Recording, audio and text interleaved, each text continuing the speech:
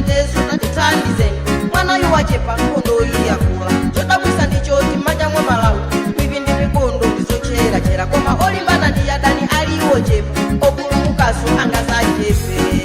tingaipewe bwanji koma kuzilesa sesore maine koma kuzilesa kuwanga lero watera kumanda koma nanga tingaipewe bwanji koma kuzilesa.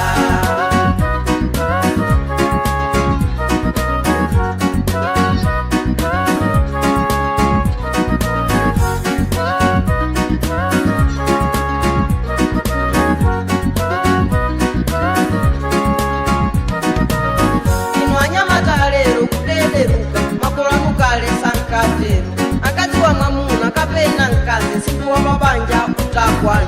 ena kuyesesa kuchepesa eti ndipo omwe wena akukuolezera ankafandi ukalamba makolo watu koma lero tikufa ndikusamba tizimvesesa zonena anthu wenu munapolisata mtendere ungazi mipingoni mabungwe komanso koma tatokoza mukugwira ntchito zabwino Malawi kanachuka titakhala woyamba kuchepesa eti muno mu Afrika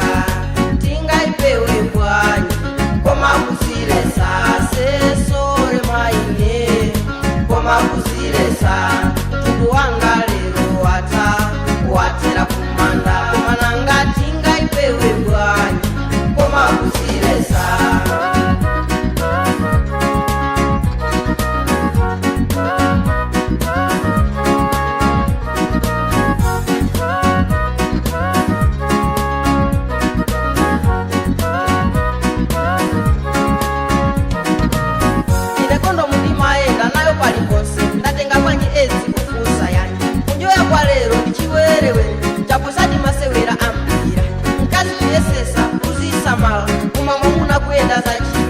Ndinali kunyanja kukatenga nsomba kazi wanga posala chiwerewere ena ndi makolo mwango ukundika kukwatitsana anu asana kule kwanimvesa chisoni sungwana huyo wanga basiketi nchakuyo zipanja mapenda kakuseka usati ndisoka waziyamba weka bola ufile simati nyasa chafu zanuzo ngati malonda mene wandipoizoni ife simati powa nchafula zanuzo chiri chinangwa ndiyeni chamasangwi